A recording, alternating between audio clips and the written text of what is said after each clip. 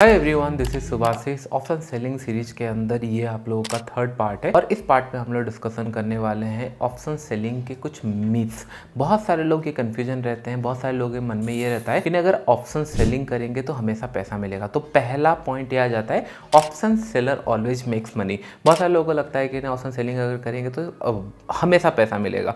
अगर एक रेफरेंस में अगर आपको दिखाऊं, मैं 80% टाइम ऑप्शन सेल करता हूं, 10-20% टाइम ऑप्शन बाई करना प्रेफर करता हूं। एक पॉइंट हमेशा ध्यान में रखो, अगर आप स्क्रीन के अंदर मेरा अकाउंट स्टेटमेंट देख रहे होंगे, मैंने बहुत बार दिखाया है, तो आप देख रहे हो मेजोरिटी टाइम्स यहाँ पे नेगेटिव डेज है compare to positive. That means मैं कहीं ना कहीं रिस्क टू रिवॉर्ड फॉलो कर रहा हूँ, सो दैट जिस दिन लॉसेस हो रहा है कम हो रहा है, जिस दिन प्रॉफिट हो रहा है उससे ज़्यादा हो रहा है, तो मतलब मैच करके इन द एंड के अंदर प्रॉफिट ज़्यादा है, लॉसेस कम है, तो हम लोग प्रॉफिटेबल रह पा रहे हैं। तो इसका मतलब ये है कि ना ऑप्शन सेलर भी लूज कर सकता है। ये प्रोबेबिलिटी वाइज ये बताया जाता है कि नहीं ऑप्शन सेलर के पास थोड़ा सा ज़्यादा एज रहता है, प्रोबेबिलिटी रहता है, वो पैसा कमा सकता है। दैट डजंट मीन दैट कि वो हमेशा पैसा कमाएगा। एक पॉइंट ध्यान में रखो, अगर इमेजिन करो ऑप्शन सेलर हमेशा पैसा कमाता, तो दैट मीन्स जब 5 रुपये का प्रीमियम चला जाता है 20, 25, 30, 40, 100, 200 या 20 रुपये का प्रीमियम 200, 400, इनफैक्ट आप देखे होंगे लास्ट वीक एक्सपायरी 1 रुपये का प्रीमियम निफ्टी के अंदर 60-70 चला गया था। इसका मतलब 10, 15, 20 रुपये का प्रीमियम 100, 150 चला गया होगा।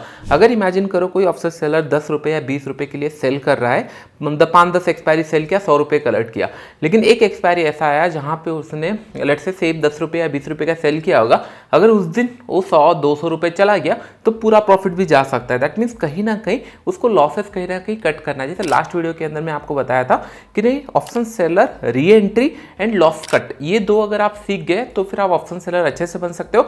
अगर ऑप्शन बायर बनना है तो first thing money management and second thing risk to reward, कि नहीं आपका रिवॉर्ड बहुत बड़ा होना चाहिए, 300, 400, 500 पॉइंट रिवॉर्ड होना चाहिए। देखिए एक पॉइंट हमेशा ध्यान में रखना, मार्केट के अंदर ऑप्शन सेलर है तभी ऑप्शन बायर है, या फिर ऑप्शन बायर है तभी ऑप्शन सेलर है, दोनों होना चाहिए, नहीं तो फिर ट्रांजैक्शन कैसे हैपनिंग होगा।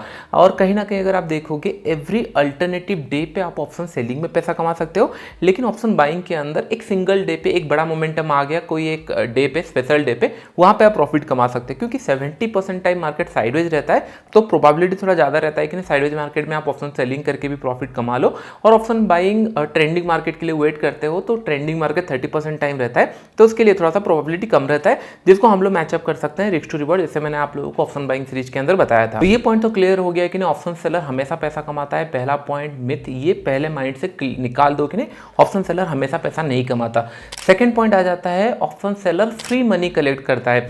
बहुत सारे लोगों को मैंने सुना हुआ है, जब भी मैं क्लासेस लेता था या फिर कहीं पे मिलता हूँ लोगों को, ऑप्शन सेलिंग में तो फ्री मनी मिलता है, दूर का कुछ शॉर्ट कर लो 5 रुपये 10 रुपये और बैठ जाओ पैसा मिल जाएगा। सेम माइंडसेट से अगर ट्रेड करेंगे तो कहीं ना कहीं एक दिन में वो पूरा अकाउंट भी खाली करने का पोटेंशियल रखता है, क्योंकि option selling is having unlimited risk potential. देखिए फर्स्ट थिंग ये ध्यान में रखो, ऑप्शंस इंट्रोड्यूस इसीलिए किया गया था कि एक इंश्योरेंस प्रोडक्ट की तरह इसको इंट्रोड्यूस किया गया था। कुछ लोग होल्डिंग करते हैं, इन्वेस्टिंग करते हैं, इमेजिन करो 10 करोड़ का किसके पास होल्डिंग है और उसको दिख रहा है कि नहीं अभी नियर टर्म के अंदर उसका प्लान है 10-20 साल होल्ड करने के लिए, लेकिन नियर टर्म के अंदर इलेक्शन के रिजल्ट के कारण हो गया या फिर कोई जियोपॉलिटिकल इशू के कारण हो गया, कोई भी सिनेरियो के कारण उसको लग रहा है मार्केट थोड़ा सा फॉल हो सकता है, तो उसके कारण वो अगर हेज करना चाहेगा तो फिर वो ऑप्शन यूज करता था, इधर कुछ पुट बाय कर लेते थे या फिर कुछ प्रीमियम कलेक्ट करने के लिए अगर उनको लगता था मार्केट तेजी से गिरेगा तो फिर पुट बाय कर लेंगे, अगर उनको लगता था कि हाँ कुछ शॉर्ट टर्म के लिए मार्केट नीचे रहने वाला है तो उन लोग कुछ कॉल शॉर्ट करते थे। तो ऑप्शंस प्रीमियम इस तरीके से यूज किया जाता था कि इंश्योरेंस प्रोडक्ट की तरह, लेकिन कोई भी चीजें फ्री में नहीं होती। अगर उसमें फ्री आप बोल रहे हो तो डेफिनेटली अगर आपको लग रहा है ये इजी मनी है, हो सकता है 10 एक्सपायरी आपने ट्राई किया, 10-10 रुपए का आपने ऑप्शन शॉर्ट किया, एक्सपायरी पे आपको इजी पैसा मिल गया, एक एक्सपायरी पे वो 100-200 जाने का भी पोटेंशियल रखता है, क्योंकि ऑप्शन बायर का भी डे आता है और ऑप्शन सेलर का भी डे आता है। बस आपको ये मेक श्योर करना है कि नहीं अगर आप रिस्क टू रिवॉर्ड इस तरीके से बोला, जैसे हम लोगों ने मनी मैनेजमेंट और वीक्स के ऊपर जो मैं बताऊंगा आने वाले टाइम में, तब आपको पता चलेगा कितना रिस्क टू रिवॉर्ड मिनिमम होना चाहिए ऑप्शन सेलिंग के अंदर, या फिर कौन से वीक्स के अंदर आप थोड़ा सा ज्यादा एग्रेसिव प्लान कर सकते हो, एट द मनी या फिर आउट ऑफ द मनी जाना चाहिए। इन डिटेल्स में उसको हम लोग डिस्कशन करेंगे, लेकिन कोई भी चीजें फ्री में नहीं होती। अगर फ्री में तो उसके अंदर एक रिस्क इन्वॉल्व रहता है। आपको मेजोरिटी टाइम हो सकता है प्रॉफिटेबल दिखे, लेकिन आप एक दिन अगर आप कंट्रोल नहीं करोगे तो फिर वो पैसा जा सकता है, क्योंकि वो एक दिन पे ऑप्शन बायर बैठा हुआ है पैसा कमाने के लिए। आई होप ये पॉइंट समझ में आ रहा होगा। कभी भी ऑप्शन सेलर में फ्री मनी कुछ नहीं होता, इसके लिए आपको एफर्ट्स डालना पड़ेगा। थर्ड मिथ आ जाता है option seller controls the market. आप बार बार देखे होंगे, बहुत सारे लोग टर्म्स यूज करते हैं, मैं ज़्यादातर डाटा नहीं देखता हूँ, बहुत सारे लोग देखते हैं, उनका वे ऑफ ट्रेडिंग है। आप मेरे से सीख रहे हो तो मैं थोड़ा सा सिंपल रखना प्रीफर करता हूँ, क्योंकि कॉम्प्लिकेटेड करके भी अगर एसएल हिट हो रहा है, वाई नॉट कि नहीं उसको सिंपल रखा जाए और SL and risk to reward को मैनेज किया जाए। आई होप ये पॉइंट आपको समझ में आ रहा है, क्योंकि क्लैरिटी ऑफ थॉट्स होना बहुत ज़्यादा जरूरी है माइंड के अंदर। जब भी आप ट्रेड ऑप्शन में करो या फिर इन्वेस्टिंग में करो, चीज़ें सिंपल रखने का कोशिश करो, तो फिर आपको इजीली आप उसको इंप्लीमेंट कर सकते हो और ट्रेड हो सकता है। बहुत सारे लोग आप देखे होंगे, मैक्स पेन हो गया या फिर आपको ओआई बिल्डअप हो रहा है कि नहीं। हाँ, लेट्स से मार्केट अभी चल रहा है 19,000 के आसपास, निफ्टी चल रहा है 19,200 में बहुत ज़्यादा ओआई है, 18,700 में बहुत ज़्यादा ओआई है, मैक्स पेन 19,000 के आसपास दिख रहा है। तो लोगों का जो प्लान रहता है, मैक्सिमम लोग, क्योंकि ऑप्शन सेलर का ज़्यादा स्टेक लगता है, ज़्यादा पैसा लगता है ऑप्शन सेलिंग करने के लिए, तो उनको लगता है कि नहीं ऑप्शन सेलर कंट्रोल करेगा मार्केट को और मार्केट 19,000 के आसपास कहीं क्लोज होगा, या फिर ये रेजिस्टेंस है 19,200 रेजिस्टेंस है, 18,700 या 800 ये एक सपोर्ट की तरह काम करेगा, इसके बीच में मार्केट क्लोज करेगा। क्या ये कोई भी नहीं बता सकता मार्केट कहां क्लोज होने वाला है, इट्स जस्ट ए प्रोबेबिलिटी कि नहीं। हाँ, यहाँ पे सपोर्ट रेजिस्टेंस दिख रहा है क्योंकि यहाँ पे सबसे ज्यादा वाई बिल्डअप हुआ है या फिर यहाँ पे ज्यादा शॉर्ट है। ये लाइन भी आप सुने होंगे बार बार कि नहीं, लोग शॉर्ट कवर करने के लिए निकल रहे हैं, मार्केट तेजी से नीचे गिर रहा था, बहुत ज्यादा वाई भी था, रेजिस्टेंस भी था, वहां पे बहुत सारे लोग शॉर्ट भी किए थे, लेकिन चांसेस है उस दिन अगर 19,200 मार्केट टच किया, हो सकता है 400-500 में क्लोज करे और आपको ये टर्म देखने मिलेगा, सुनने मिलेगा कि यहाँ शॉर्ट कवरिंग मार्केट के अंदर आ गया। तो मेक श्योर करना, कोई भी मार्केट को कंट्रोल नहीं कर सकता, क्योंकि अगर आपको लग रहा है एफआईआई कंट्रोल करते हैं, उसके अगेंस्ट में डीआईआई है, तो दोनों आपस में फाइट करते रहते हैं, कोई बाई करता है कोई सेल करता है। अगर इसको देख के हम ट्रेड नहीं कर सकते, एक एजम्पशन लगा सकते हैं कि ना आज ओवरऑल मार्केट के अंदर मेजॉरिटी प्लेयर किए क्या है, मार्केट में कहां पे सबसे ज्यादा पोजीशन है। मार्केट यहां अगर टूटेगा 19,200 क्योंकि यहां पे रेजिस्टेंस था, तो हो सकता है शॉर्ट कवरिंग के लिए मार्केट निकले, या फिर अगर यहां से नीचे गिरा तो हो सकता है मार्केट तेजी से नीचे गिरना स्टार्ट करे। लेकिन अल्टरनेटिवली आपका पैसा है तो आपका अकाउंट के अंदर वो स्टॉप लॉस और आपका जो मनी मैनेजमेंट है वो होना चाहिए। तो ऐसा ये नहीं कर सकते कि नहीं हाँ ऑप्शन सेलर ही कंट्रोल कर रहा है मार्केट को, तो उसके हिसाब से हम प्लान कर ले कि नहीं हाँ ओआई यहाँ पे बिल्ड है और हम यहाँ पे ट्रेड कर ले, या फिर इसी रेंज के लिए ट्रेड करें।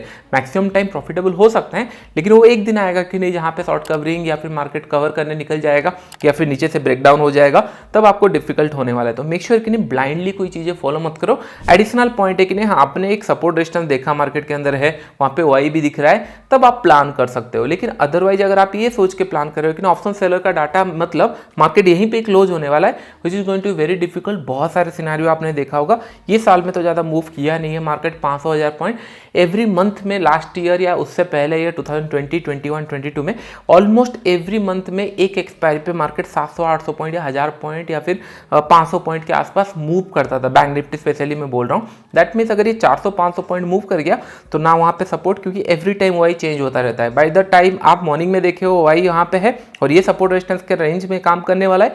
1 घंटे के बाद अगर मार्केट 200 पॉइंट चला गया है, सारे वाई का इक्वेशन चेंज हो जाएंगे। तो ये ईच एंड एवरी सेकंड में चेंज होता है। तो मेक श्योर कि नहीं हर बार ये मान लेना है कि ऑप्शन सेलर को मार्केट चलाता है या फिर एफआईआई चलाते हैं, डीआईआई चलाते हैं या बड़े प्लेयर चलाते हैं, ये पूरा गलत है। अगर इमेजिन करो अगर बड़े प्लेयर चला रहे होते मार्केट को, उन लोग के पास एक पोटेंशियल है मार्केट को सर्टन कंडीशन को लेके जाने के लिए, लेकिन अगर कोई बड़ा क्वांटिटी सेल कर रहा है तो कोई बड़ा क्वांटिटी बाई भी करना चाहिए, नहीं तो फिर ये ट्रांजैक्शन हैपनिंग नहीं होगा। तो इसका मतलब कोई बड़ा प्लेयर ये सोच रहा है मार्केट ऊपर जाएगा और कोई बड़ा प्लेयर सोच रहा है मार्केट नीचे जाएगा, इसलिए ये ट्रांजैक्शन हुआ है। तो मेजॉरिटी ऑफ पीपल जो चाहेंगे वही मार्केट के अंदर होता है। इट्स ए साइकोलॉजी, मार्केट के अंदर साइकोलॉजी काम करता है कि नहीं किस तरीके से मार्केट बिहेव करना चाहिए।